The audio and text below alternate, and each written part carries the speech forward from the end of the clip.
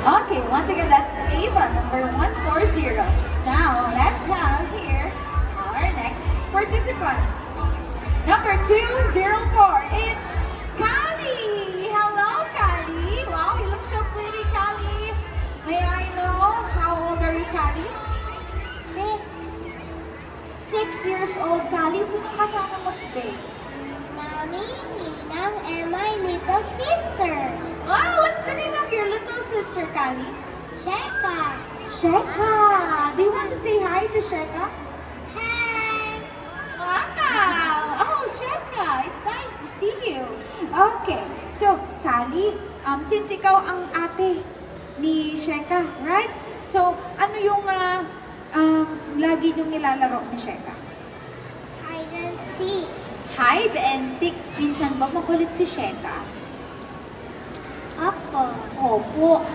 Paano mo pinagsasabihan si Sheka kapag makulit na siya?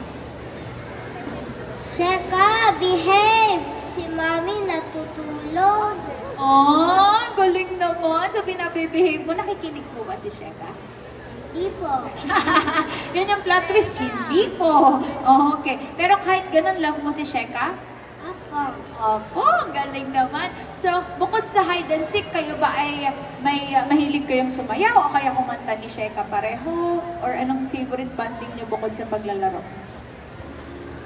Dance. Mahilig kayong mag-dance. Wow. Anong madalas niyong sinasayaw? Iba-iba yung mga dinadance po nila. So, Kali, you are already studying at school? Apo. Ano po ang pinakagusto mong tinuturo sa'yo sa school? CLE. TLE? CLE? Okay. Ano po tinuturo po doon? About Jesus' birth.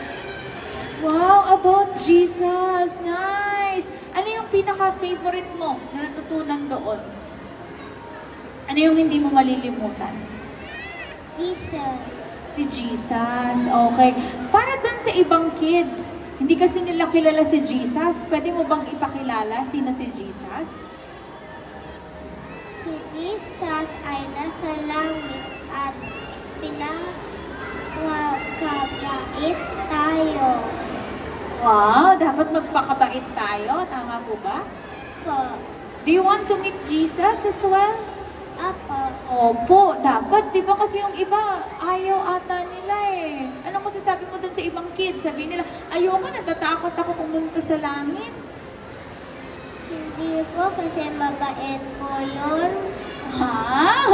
Okay. Do you pray? Nagpe-pray po ikaw? Apo. Ano po ang madalas mong pinagpe-pray? Pwede ba namin marinig, Kali? Apo. Sana po nagpunta na po kami sa Canada kasi gusto ko po manalo.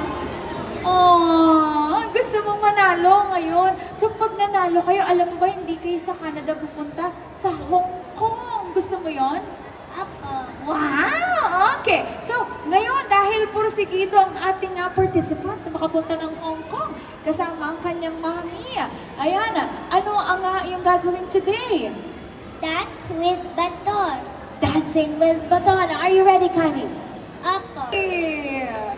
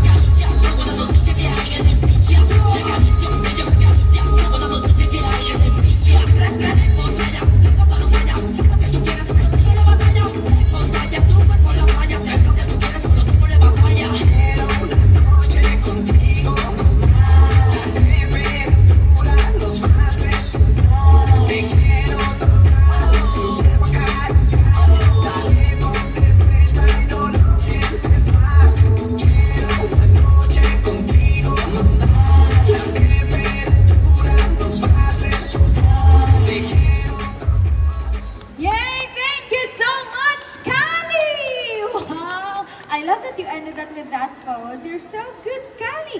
Thank you so much. Can you say bye to them? Bye-bye! Yeah, thank you so much. This is for you. Careful, Kali. Hope to see you again.